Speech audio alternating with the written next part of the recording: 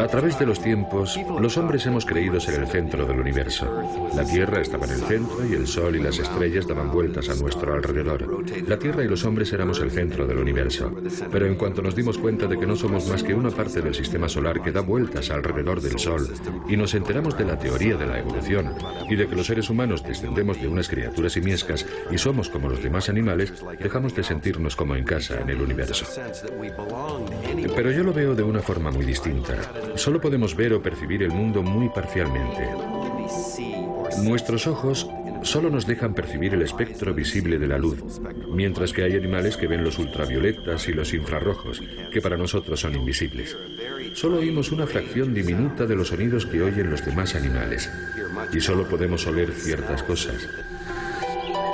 Pero tenemos instrumentos. Hemos creado aparatos que nos permiten ver cosas invisibles como los rayos X y las ondas de radio. Ahora imaginemos que en un apartado rincón del universo hay unos seres que pueden ver y detectar todo lo que nosotros solo podemos detectar con nuestros aparatos y que están atravesando el universo en busca de vida en otras galaxias. Según van recorriendo el universo, dejando atrás miles de millones de estrellas y sistemas solares, no ven solo espacio vacío. En realidad, toda materia, desde la más diminuta partícula subatómica hasta una supergalaxia, ejerce una atracción sobre todo lo demás. Esto significa que, si pudiéramos ver la gravedad, nos daríamos cuenta de que el universo entero está repleto de anillos de atracción. De la misma forma, cuando llegaran a la Tierra esos seres, verían un planeta lleno de agua. No solo la que cubre el 70% de su superficie, sino también la que forma el vapor y las nubes, como ríos de agua culebreando por la atmósfera. Esta raza alienígena percibiría las conexiones, las atracciones e interconexiones que normalmente nosotros no detectamos. Así pues, sí estamos en casa en el universo, somos parte integrante de él, y hay cosas que nos atraen y nos arrastran en todas direcciones. Nuestro lugar es la Tierra, y no es un espacio vacío.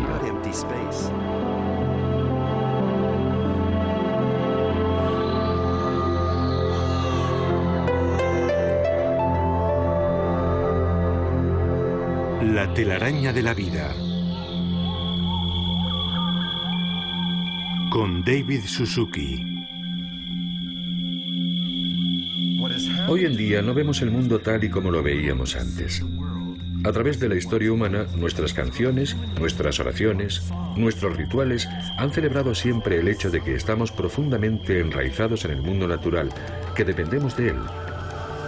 No hemos parado de afirmar que tenemos la responsabilidad de actuar correctamente para que la naturaleza siga siendo siempre igual de generosa y abundante. Entendíamos que en la naturaleza todo está interconectado. Todo lo que hacemos acarrea consecuencias y, por lo tanto, tenemos una serie de responsabilidades. Pero en el mundo actual, ese sentido de la responsabilidad ha quedado pulverizado.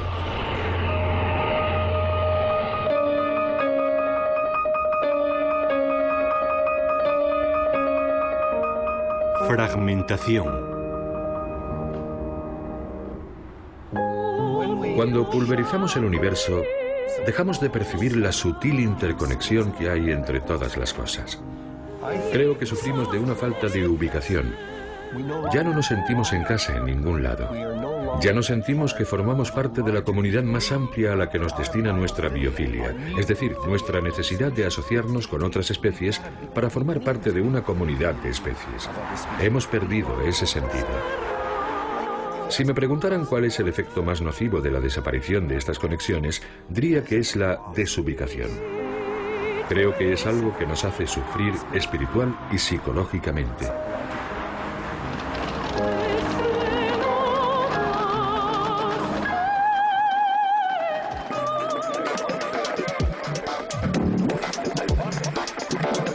Los medios de comunicación comparten una tremenda responsabilidad en la pulverización de nuestro mundo. Y no solo la televisión o los periódicos, también Internet y la televisión por cable. Es la llamada superautopista de la información, aunque yo prefiero llamarla supercamelo de la información, porque nos están vendiendo la moto de que esto es lo mejor que nos podría pasar, que es el puente hacia el futuro y demás mimeces, cuando en realidad obtenemos toda esa información en pequeños fragmentos. Ya no nos importa el contexto que explica por qué una cosa es importante, la historia que explica por qué ha ocurrido esto o lo otro, o qué podemos hacer para evitarlo. Nos llegan solo ecos de la violencia en Bosnia, o una tormenta en Pakistán, o un terremoto en Guatemala. Y cuando acabamos de ver el telediario, tenemos el cerebro convertido en papilla.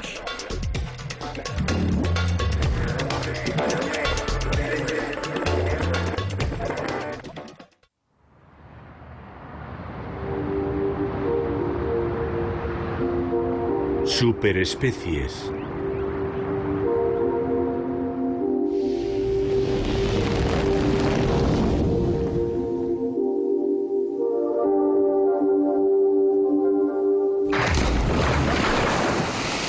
En los 3.800 millones de años que han transcurrido desde que hay vida en este planeta, no ha habido una sola especie de planta o animal que fuese capaz de alterar los rasgos biológicos, físicos o químicos del planeta en una escala geológica. Hoy hay una especie que ha adquirido esa capacidad, y somos nosotros. Estamos alterando los rasgos físicos del planeta. Y creo que es el resultado de la conjunción de 4 factores. El primero de ellos es numérico. Nos hemos convertido en el mamífero más dominante en este planeta. Pero además, en los últimos 100 años, hemos adquirido tecnologías muy poderosas, desde los ordenadores hasta el plástico, desde los viajes espaciales hasta los trasplantes de órganos, cosas que han pasado a formar parte de nuestras vidas en los últimos 100 años. Todas esas tecnologías que usamos en nuestro beneficio implican que cada uno de nosotros tiene un impacto mucho mayor en la Tierra. Así pues, tenemos el factor numérico y nuestro poder tecnológico. A eso hay que añadir el hecho de que, de 20 años a esta parte, padecemos una terrible ansia: comprar cosas.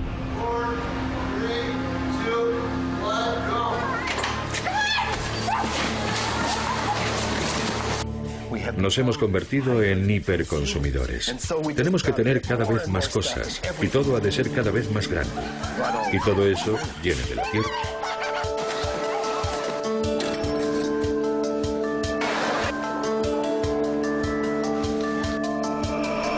Al vivir en ciudades, en hábitats creados por el hombre, nos resulta fácil creer que tenemos el control y que hemos creado nuestro propio hábitat, que ya no necesitamos a la naturaleza.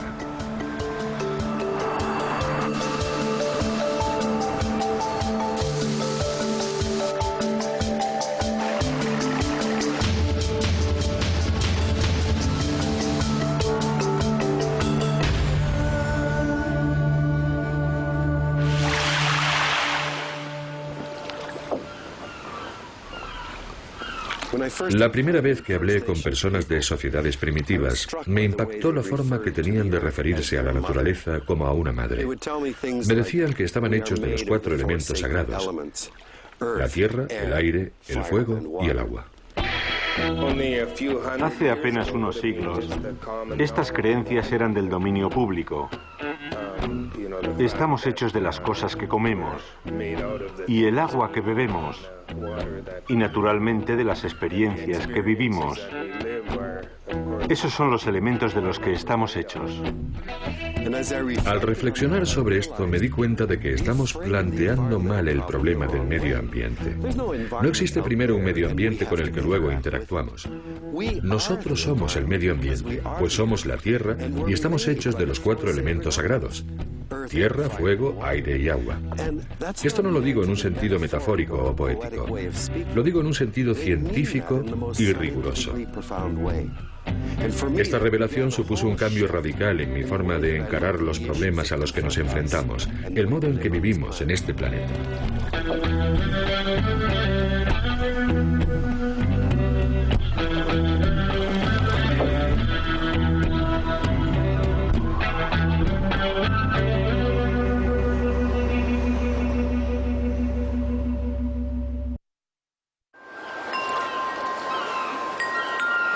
Aire.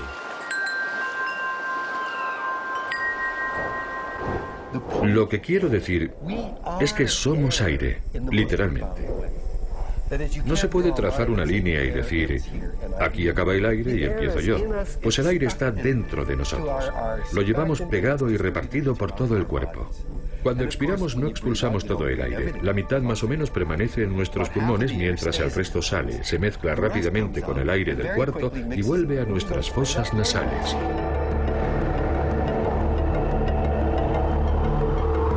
Estamos todos unidos, no solo entre nosotros, sino también con los pájaros, los árboles, los gusanos y las serpientes. Estamos todos encerrados en la misma matriz de aire. Hace años, Harlow Shapley, un astronauta americano, imaginó un ejercicio fabuloso. Consiste en seguir una bocanada de aire para ver qué es de ella. ¿Y cómo se consigue eso?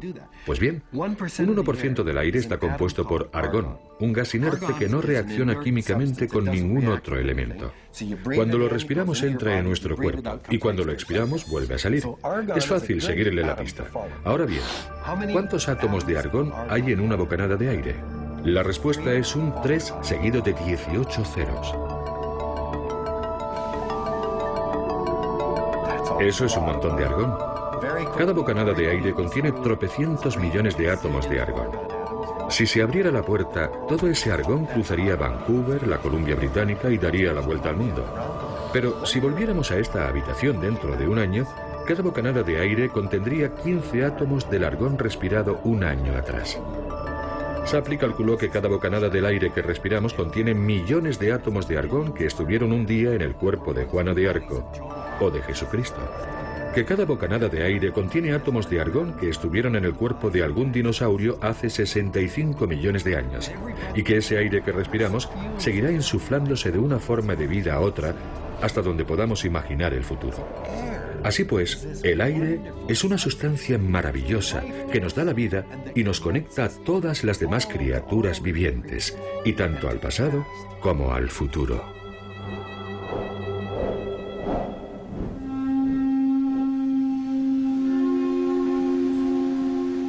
Agua.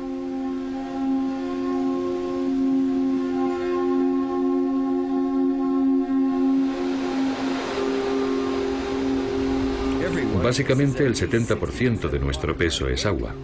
Somos grandes charcos de agua con el suficiente espesante orgánico como para no derramarnos en el suelo. Pero nuestro cuerpo no para de gotear. Gotean la piel, los ojos, la boca. No paramos de perder agua. Y lo increíble es que nuestro cuerpo lo sabe. No tenemos un contador que nos indique el nivel de agua que llevamos dentro, pero nuestro cuerpo está siempre pendiente.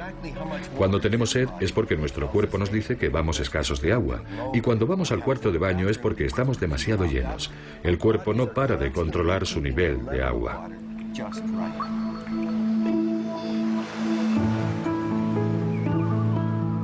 Una de las primeras cosas que aprendí en el colegio es el ciclo del agua. El agua cubre el 70% del planeta. Se evapora, forma nubes, se empapa la tierra, se acumula en ríos y lagos y vuelve a evaporarse. Lo llamamos el ciclo hidrológico. El agua es un conector, igual que el aire. El agua nos conecta a todos. Somos agua, y esa agua viene de todas partes. Así pues, lo que hacemos con el agua, nos lo estamos haciendo a nosotros mismos.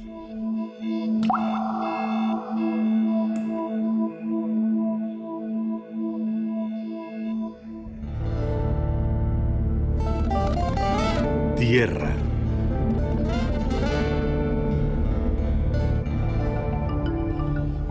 Los niños suelen referirse a la tierra como porquería, algo sucio, algo desagradable. Hasta la palabra tierra, que es el término correcto para designar la fina capa superficial del planeta que nos mantiene vivos, tiene connotaciones negativas. Lo terrenal se opone a lo celestial.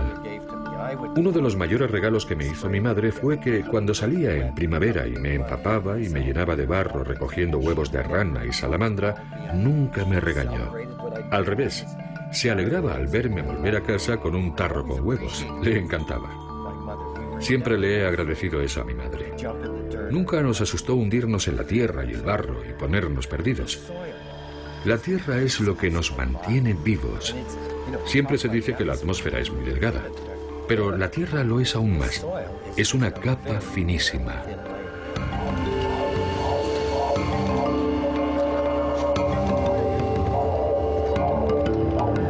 Somos tierra. Somos tierra, literalmente. Pues la mayor parte de la comida que comemos crece en la tierra. Nos metemos la comida en la boca, la despedazamos y nos quedamos las moléculas que nos interesan para convertirlas en parte de lo que somos.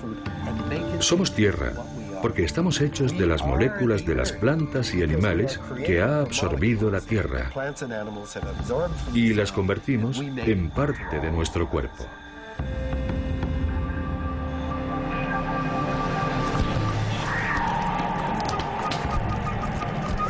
Fuego.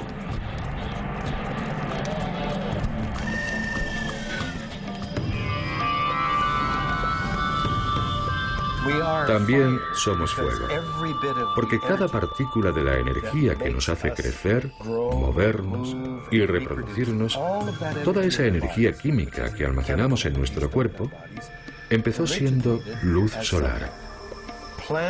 Las plantas han encontrado una forma de capturar la energía de la luz solar a través de lo que llamamos fotosíntesis, para convertirla en energía química, de la misma forma en que nosotros almacenamos el azúcar, y cuando lo quemamos, liberamos su energía y la utilizamos. Como carnívoros, comemos otros animales, y como herbívoros, comemos plantas, que encierran luz solar. Y de esta forma la asimilamos. Así pues, somos fuego, literalmente hablando. Lo interesante del caso es que cada pequeño fuego que encendemos en la Tierra, ya sea quemando madera, carbón o gasolina, es luz solar capturada por las plantas y almacenada en los combustibles fósiles, o en los árboles que talamos, o en la turba que recogemos. Cada pizca de energía que usamos fue inicialmente luz solar. Somos, pues, fuego.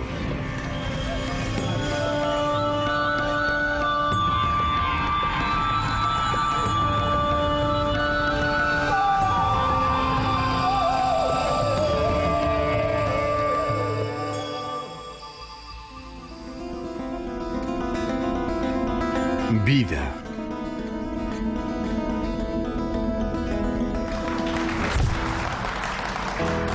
Imaginemos que unos científicos inventaran una máquina del tiempo. Pulsamos un botón y ¡catapum!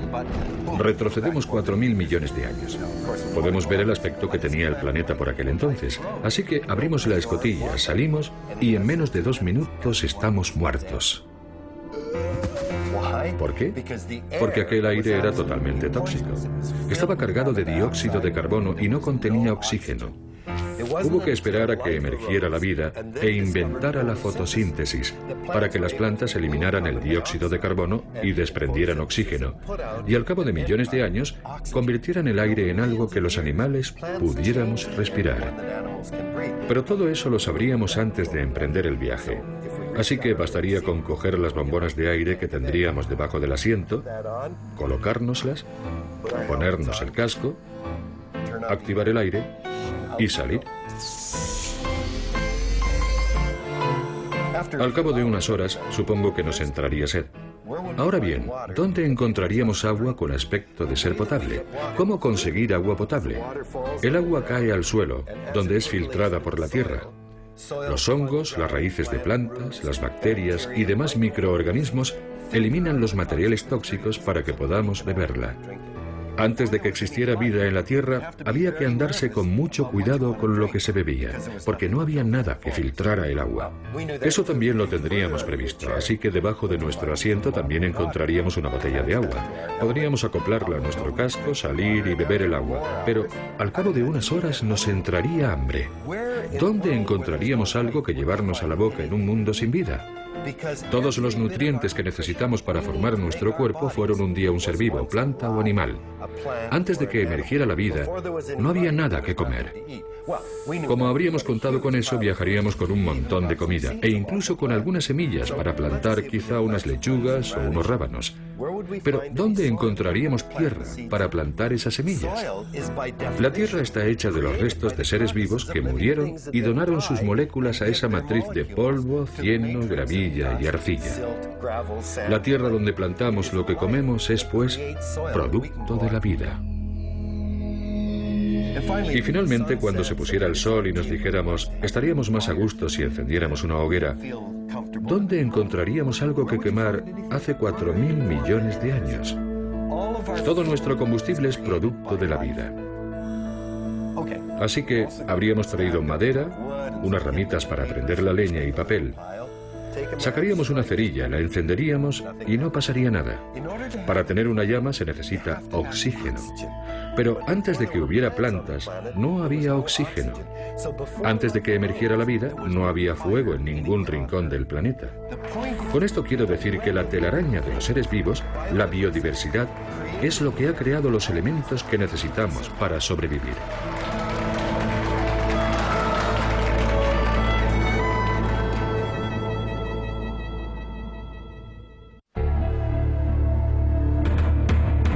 Necesidades.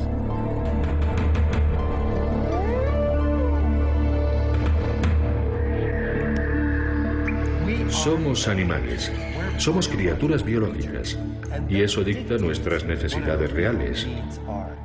Necesitamos aire limpio, agua limpia, tierra limpia que nos dé de comer y energía limpia que venga del sol. Sin todo eso, moriríamos.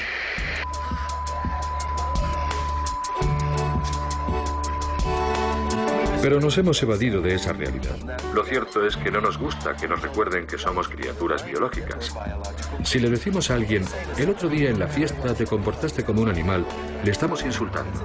Si le decimos a alguien que es una gallina, una serpiente, un gusano, un cerdo, un mono, le estamos insultando. Nos creemos distintos y superiores a los animales. Una vez en un centro comercial vi un letrero que rezaba: no se admiten animales. Si todos los clientes fueran biólogos y se lo tomaran al pie de la letra, no quedaría nadie en las tiendas. Somos animales. Y eso dicta nuestras necesidades reales. Pero somos algo más que meros animales biológicos. También somos animales sociales. Y como animales sociales, tenemos necesidades que, de no ser satisfechas, nos impiden vivir plenamente. Leyendo ensayos científicos me he dado cuenta de que, para ser plenamente humanos, para llevar una vida plena, tenemos que satisfacer una importante necesidad social, el amor. Y digo esto en un sentido científico, literal. Fijémonos en los testimonios de niños que han crecido bajo el terror en Camboya o en Ruanda durante aquel terrible genocidio. En Bosnia o en Rumanía encontramos niños que tienen comida, ropa y techo, pero a los que nadie ha cogido nunca en sus brazos, a los que nadie ha besado y dicho que les quería. Todos esos niños están mutilados psicológicamente e incluso físicamente, ya que mueren antes que los niños criados con amor. El amor es un proceso recíproco entre nosotros y la persona que nos quiere. Es un proceso recíproco de querer y ser querido. Con él aprendemos a empatizar, a preocuparnos por los demás, a ser plenamente humanos.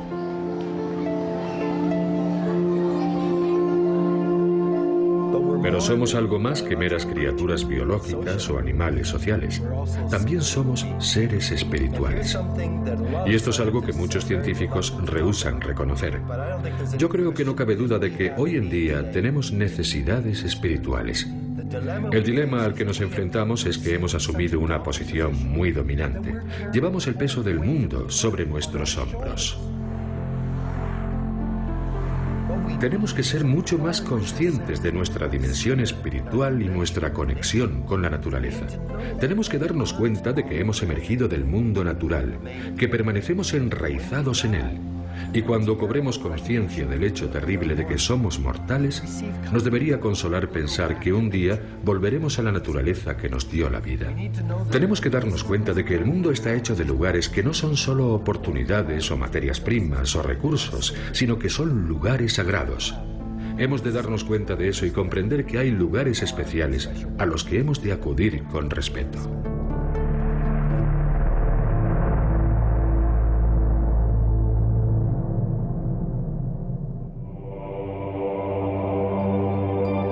Economía.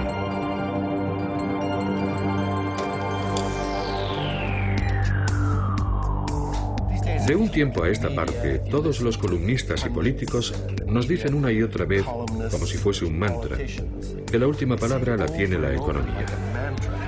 Que la economía es la fuente de todas las cosas importantes. Hemos de sacrificarnos en nombre de la economía. Hemos de renunciar a determinadas prestaciones sociales en nombre de la economía. La economía ha sido cosificada, convertida en una especie de entidad autónoma. Es como volver a la Edad Media cuando sacrificaban vírgenes para aplacar a los dragones. Ahora es la economía. En cuanto la economía tiene un problema, nos ponemos todos a temblar. Y cuando se expande, lo celebramos todos. Nos hemos convencido de que es la fuente de todas las cosas importantes. Creo que estamos dejando de lado una realidad mucho más fundamental.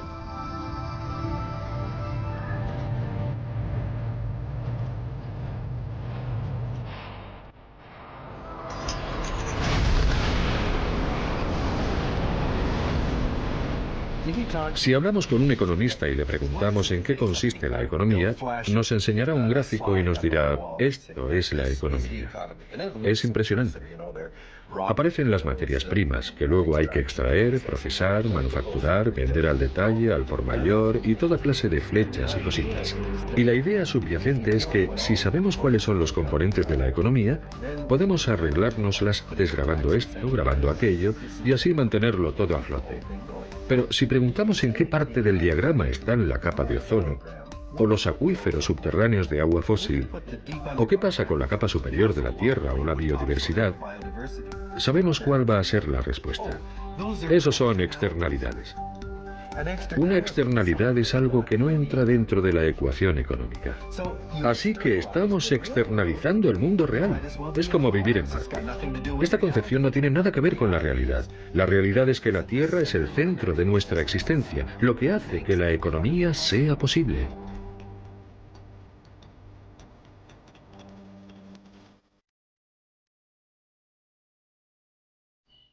Bob Constanza y un equipo de economistas ecologistas se propusieron calcular cuánto nos costaría suplir todos los servicios que la naturaleza nos presta gratis. Por ejemplo, si quisiéramos depurar el agua para no depender de los bosques que filtran nuestras cuencas, ¿cuánto nos costaría construir una planta depuradora? Y hay muchas cosas que bajo ningún concepto podríamos hacer, como reemplazar a los insectos polinizadores. Pero hagamos una estimación de lo que costaría elaborar la tecnología necesaria para eliminar el dióxido de carbono del aire y sustituirlo por oxígeno.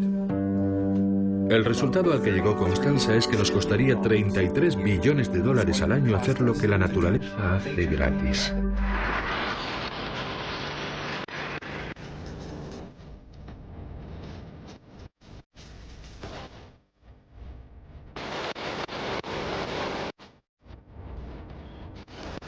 La naturaleza nos suministra el doble de servicios que todas las economías del mundo juntas. Y los economistas dicen que son externalidades. No tienen ni idea de lo que están hablando. Cada vez que destruimos parte de la naturaleza, tenemos que pagar para suplirla.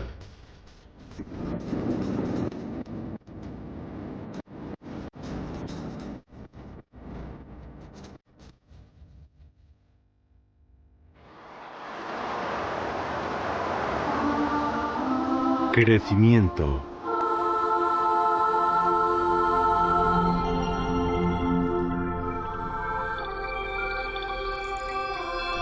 Este es nuestro hogar, el planeta donde nacimos y al que pertenecemos. Si creemos que podemos expandirnos indefinidamente, destruir este planeta e irnos a otra parte, ¿qué dice eso de nuestra especie? Lo peligroso del imperativo según el cual hemos de conseguir un crecimiento constante, indefinidamente, es que nos lleva por un camino suicida. Lo ilustraré con un ejemplo muy sencillo. Imaginemos una probeta que representa a la Tierra, llena de comida para bacterias. Voy a introducir una célula bacteriana y cada minuto que pase se va a dividir en dos. Al principio hay una célula, al cabo de un minuto, dos. A los 2 minutos, 4. A los 4, 8. Esto se llama crecimiento exponencial. Al cabo de 60 minutos, la probeta estará completamente atestada de bacterias y ni rastro de comida. ¿En qué minuto estará la probeta medio llena? En el 59. Así que en el 58 estará al 25%. A los 55 minutos de este ciclo de 60 estará llena en un 3%. Si una de las bacterias dijera en el minuto 55, creo que tenemos un problema de superpoblación, las demás dirían, ¿de qué estás hablando? Llevamos 55 minutos en esta probeta y aún nos queda el 97% del espacio. Pero en realidad les quedarían 5 minutos para llenarlo. Así que en el minuto 59 dicen, Dios mío, nos queda un minuto y se nos está acabando la comida. De modo que invierten en biotecnologías, ingeniería genética e informática para crear 3 probetas llenas de comida. Están salvadas.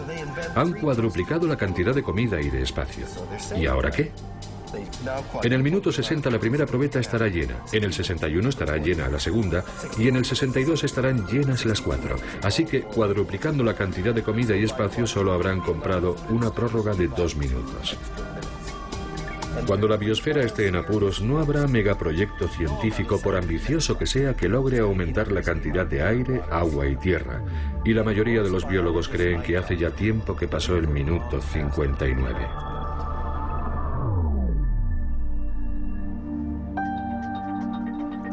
Si esto es así, ¿cómo puede ser que vivamos cada vez más tiempo, que estemos más sanos, que poseamos más cosas y tengamos una economía fuerte?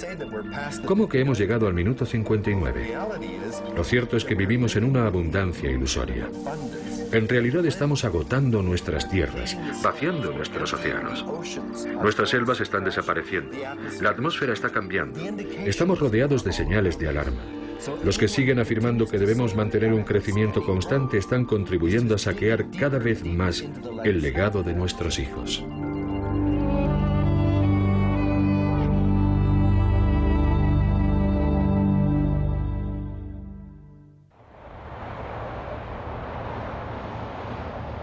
Valor.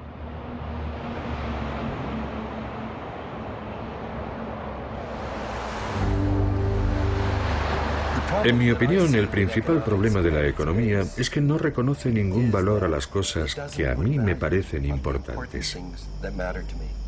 Se lo explicaré.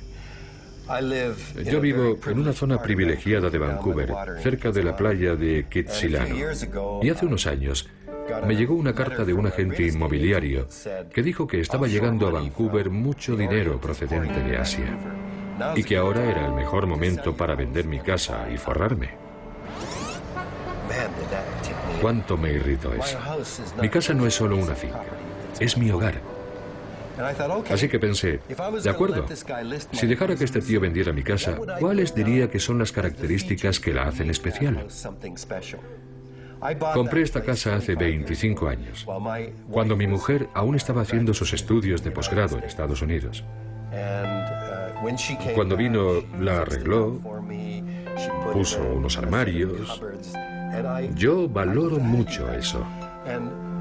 Mi padre era ebanista y cuando compramos la casa fabricó muchos de nuestros muebles. Eso también lo valoro. Son muebles caseros, pero para mí valen mucho porque los hizo mi padre.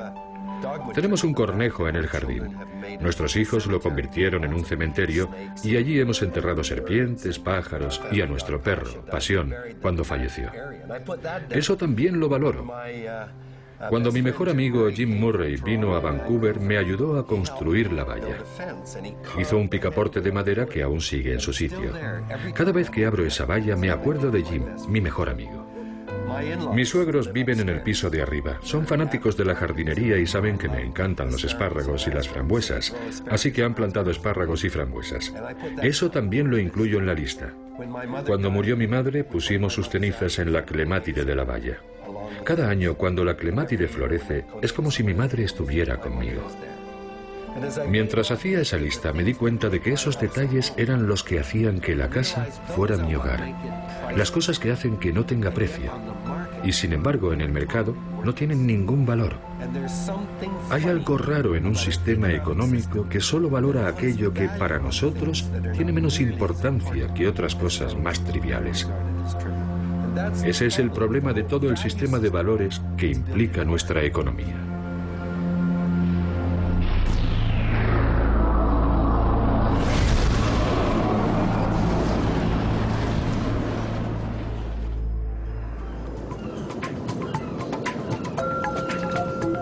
Esperanza.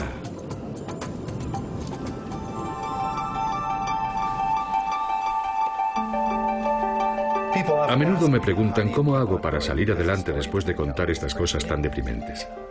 La respuesta es que tengo una deuda con el futuro. Nadie preguntó a mis hijos si querían nacer.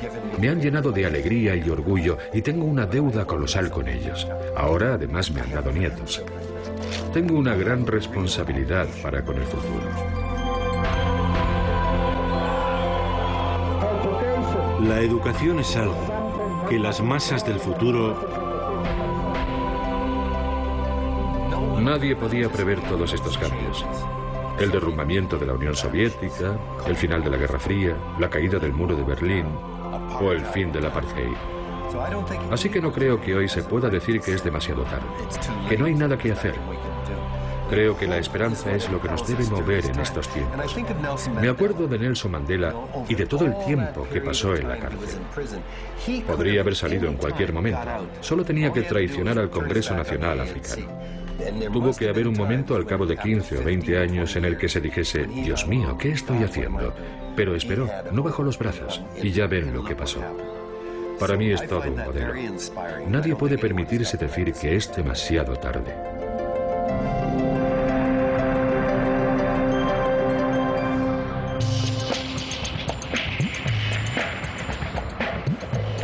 Juventud.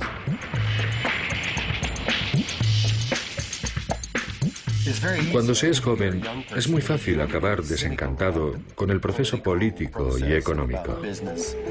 No paramos de ver ejemplos de gente que dice una cosa y luego hace otra. Pero los jóvenes tienen un montón de gente a la que ver como modelos. Cuando yo era joven, me inspiró mucho Rachel Carson. Hoy en día diría que Nelson Mandela es un gran modelo. Incluso gente como Sting o Bono de U2 ha hecho mucho más que ser simplemente famosa. Han usado su fama para promover causas en las que creen. Y creo que los jóvenes tienen que darse cuenta de que el futuro les pertenece. Van a heredar el planeta. Mi padre siempre dice, eres lo que haces, no lo que dices. Pues bien, lo que hacéis me hace llorar por las noches. Los adultos decís que nos queréis, pero yo os desafío. Por favor, haced que vuestros actos reflejen vuestras palabras. Gracias. Cuando mi hija tenía 12 años, pronunció un discurso en Río. Asistieron muchos adultos que luego le dijeron, ¿cuánta razón tienes? Los adultos hemos estado haciendo un trabajo lamentable con el planeta. Contamos contigo para cambiar el rumbo. Cuando crezcas, no serás como nosotros. Mi hija les respondió algo muy interesante. ¿Con que esa es vuestra excusa para no hacer vuestro trabajo? ¿Vais a esperar a que lo hagamos nosotros? Y les preguntó cómo iba a ser ella distinta teniéndolos a ellos de modelos. Sois vosotros quienes tenéis que enseñarnos a portarnos bien cuando seamos adultos. Y así les devolvió la responsabilidad. Los jóvenes tienen mucho que aportar. Tienen que recordar a los mayores la razón por la que entraron en política. ¿Por qué se preocupan tanto por ganar dinero?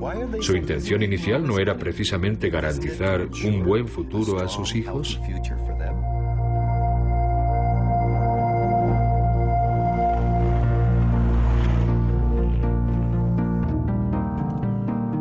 Mis primeros recuerdos de infancia están repletos de aventuras con mi padre, cuando íbamos de pesca o de excursión. Para mí esa es la mejor forma de aprender. Siempre he considerado que esa etapa fue la que me ayudó a aprender biología sin esfuerzo, poniéndome directamente en contacto con la naturaleza. Sabía cuándo desovaban los peces, sabía lo que comían las percas, sabía dónde encontrar sanguijuelas o ranas. Aprendí toda la biología que se puede aprender. De niño, en cuanto tenía un rato libre, me montaba en mi bici y en 15 minutos llegaba a un gran pantano por un camino de tierra. En los años 40 y a principios de los 50 estaba pasando por la pubertad. Es un periodo terrible en el que las hormonas te machacan el cuerpo y dañan tu mente. Pero yo iba a mi pantano. Era un lugar mágico donde podía olvidarme de todas esas movidas y limitarme a aprender y observar. Luego volví a casa, victorioso, cargado de tarros con huevos de salamandra y de ranas, y había visto zorros, mofetas y halcones. Ahora, donde estaba mi pantano, hay un gigantesco centro comercial. Y donde antes estaba la granja de mis abuelos, han erigido un bloque de apartamentos. Me pregunto dónde encontrarán inspiración los niños de hoy en día, la que yo encontraba cuando era pequeño en Londres. ¿La encuentran en los centros comerciales, navegando por Internet o jugando a sus videojuegos? Yo le garantizo que eso nunca reemplazará las maravillas y la magia del mundo real.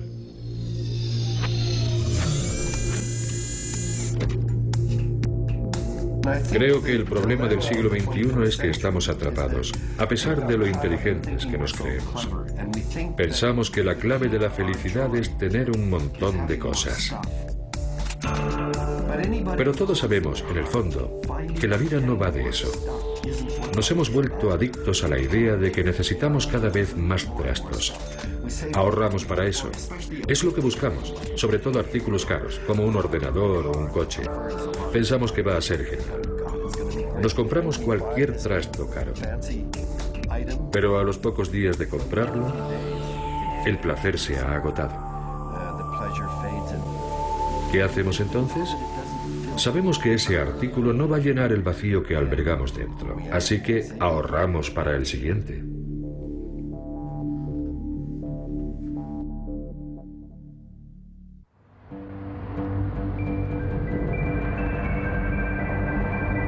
Reconexión.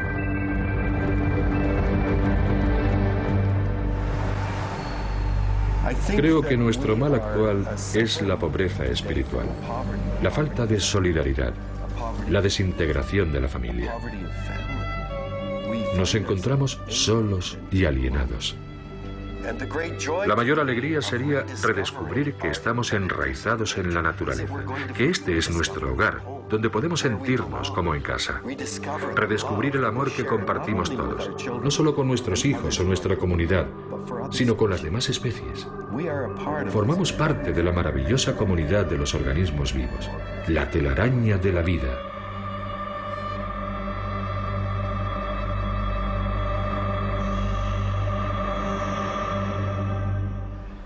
En su último año de vida, este es el lugar que más gustaba a mi padre. Pasó sus últimos meses en una silla de ruedas, pero yo lo sacaba de paseo y podía quedarse horas enteras aquí, sentado, arropado con su manta, mirando el océano. Cuando venía a recogerlo al atardecer me decía, he pasado un día estupendo.